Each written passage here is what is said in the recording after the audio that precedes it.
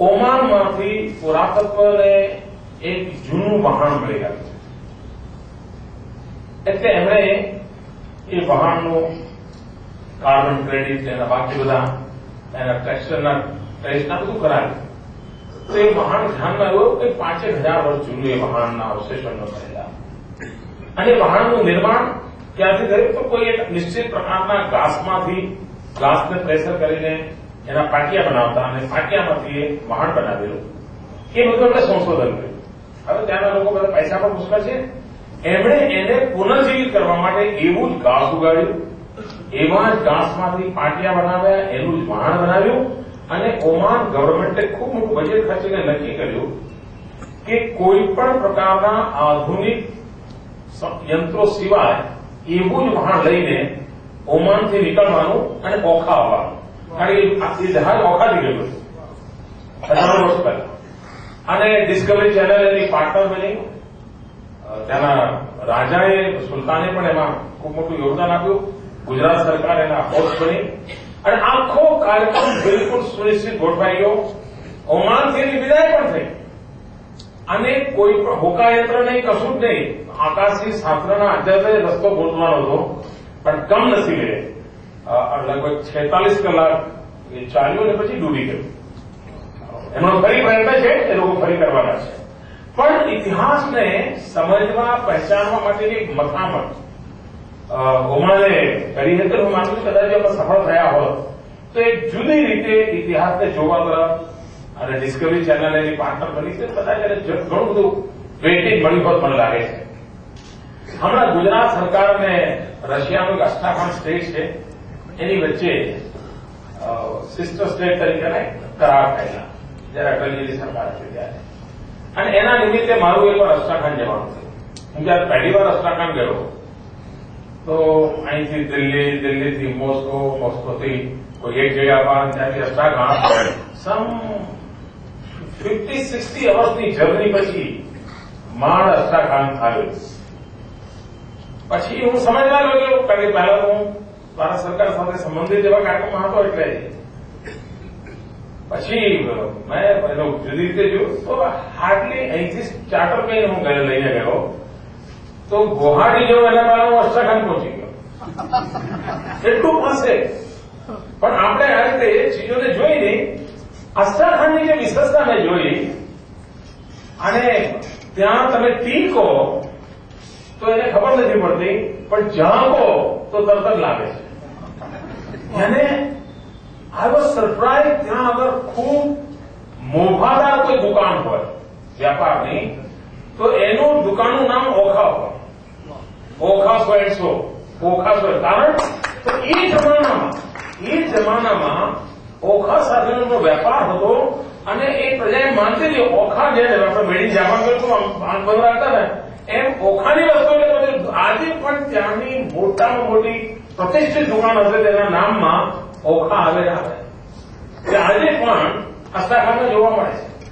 તમે આપણે ત્યાં ડોર બોલીએ છીએ, એ લોકો દ્વાર બોલે છે. દરવાજો ખરો દ્વાર બોલે કે દ્વાર બોલે. આપણો તરબૂચ, ત્યાં શબ્દ તરબૂચ જ વાપરે છે.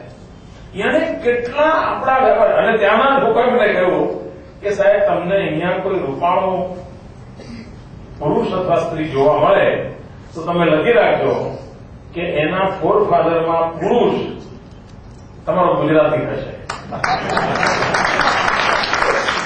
અને કારણ તો એ લોકો વ્યાપાર માટે જાય એથી અને 6-8 મહિના ત્યાં રહે, હોસ્ટેલ ટાઈપ જિંદગી જીવતા હતા. તો સ્વાભાવિક ત્યાં જે સંબંધો આવતા હતા એનું પરિણામ ગૌરવપૂર્ણ રીતે. આપણને આશ્ચર્ય થાય કે ત્યાંની પ્રજા ગૌરવપૂર્ણ રીતે કહે છે કે અમારે ત્યાં કોઈ સુંદર ચહેરો તમને જોવા મળે, વ્યક્તિત્વ જોવા મળે તો સમજો કે એનો બાપ કે ગુજરાતી હશે. મિત્રો, આ ગુજરાતીઓની આ પ્રકારની સામુદાયિક વ્યાપારના કારણે એમણે જે ઉભો કરેલો પ્રભાવ હતો, એ પ્રભાવ કેટલો સામર્થ્યવાન હશે એનો આપણે આજે પણ ત્યાં એક એ લોકો પ્રિઝર્વ કરી રાખી છે જગ્યા. લગભગ 400 લોકો રહી શકે એવી એક મોટી હોસ્ટેલ ટાઈપ વ્યવસ્થા છે, જે આજે પણ કોઈ ઇન્ડિયન જાય તો બતાવતા હોય છે કે આ તમારા દેશના લોકો વેપાર માટે આવતા હતા, અહીંયા રહેતા હતા. ચંગેઝ ખાનની સૌથી મોટા સ્મારકો એ જગ્યા ઉપર છે. એ ચંગેઝ ખાનના જીવન પર ગુજરાતનો પ્રભાવ કેવો હતો એનું વિસ્તૃત વર્ણન આ સામુદ્રિક વેપારના માધ્યમથી ત્યાં લોકો આપણને કરે છે. અને ખૂબ નોબેલ શાસક તરીકે ચંગેઝ ખાન તરફ ત્યાંના લોકોનો જોવાનો ભાવ છે. મોંગલ જે આખી રેસ છે એના પ્રત્યે ગૌરવથી જોવાનો ભાવ આજે પણ એમનામાં જોવા મળે છે. એટલે મને લાગે છે કે જે મકરંદભાઈએ કામ કર્યું છે આ કામના કારણે આપણને આવા છેડા જોડવા માટેનું મન અને હસમુખભાઈ અને દર્શક ઇતિહાસ નિધિએ જે એક મથામણ આપી છે એ મથામણ આવનારી પેઢીને પૂરક બનવાની છે. ગુજરાતમાં 2010માં આપણે ગુજરાતની સ્વર્ણ જયંતિ ઉજવી રહ્યા છીએ. એના જે અનેક કામો મનમાં ચાલે છે એમાંથી એક કામ એવું ચાલે છે કે જુદા જુદા વિદ્વાનો ગુજરાતની વાતને વધારે નહીં તો કમસે કમ 50 વર્ષની વાતને શબ્દબદ્ધ કરે. માનવા નર્મદા તો નર્મદાનો વિચાર કાકાને સરદાર પટેલને જે સમય આવ્યો હશે એ કરતા કરતા કરતા કેટલા બધી મોટી યાત્રા થઈ. આ ક્યાંક તો હોવું છે કે નહીં, એના માટેની કોઈ વ્યવસ્થા હોવી છે કે નહીં.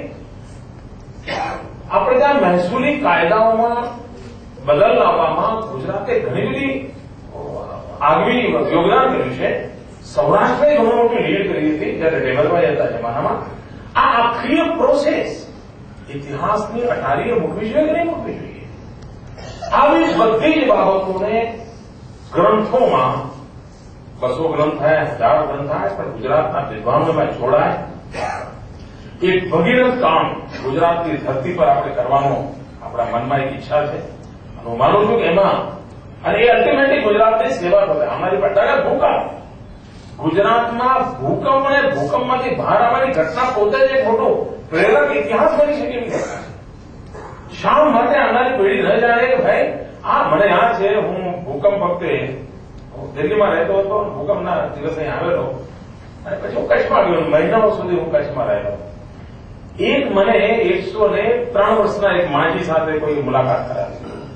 એમ કહેતા હતા કે ઉંમર 103 વર્ષ લાગે પણ ચામડી એટલી બધી આમ પતલી છે કે આમ અડીએ તો ચામડી નીકળી જશે.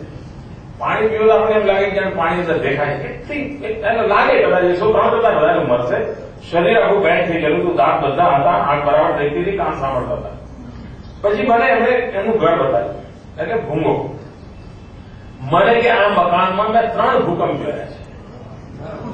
આ મકાનના 3 ભૂકંપ જોયા છે. મારા મકાનને તિરાડ જ પડી અને આ તમે બધા બનાવો છો જો કે કેવો કચ્છર ગાંડી મજાક કરાવતા તમારી મારી મજાક ઉડાવતા. એનો અર્થ એ થયો કે આપણા પૂર્વજોના બધું કેટલું શાસ્ત્ર જાણતા હતા. G5 કેટેગરીમાં અર્થક્વેક પ્રોન ઝોન છે એ કદાચ આજે વિજ્ઞાને કહ્યું છે, પણ એ વખતે આપણા પૂર્વજોને ખબર હતી કે આ અર્થક્વેક પ્રોન ઝોન છે અને એનું આર્કિટેક્ચર આવું હોવું જોઈએ. મિત્રો ઇતિહાસમાં ક્યાંય આની નોંધ લેવાય નહીં કે નહીં. આવી અનેક બાબતો હશે જે આપણી પોતાની માનવી કોન્ટ્રીબ્યુશનની ખાલી સિલસિલાબંધ વિગતો હશે. અને આ સિલસિલાબંધ વિગતોને કેવી રીતે મૂકવી મને લાગે છે કે જે દિશામાં કઈ પ્રયાસ આ સ્વર્ણ જયંતિ નિમિત્તે કરવાનો મારી મથામણ છે. મેં હસમુખભાઈને પણ કહ્યું હતું, એમણે પણ 2-3 વિષયો છાંટ્યા છે. પોતે પણ કહેતા હતા કે અમે એ દિશામાં કરીશું.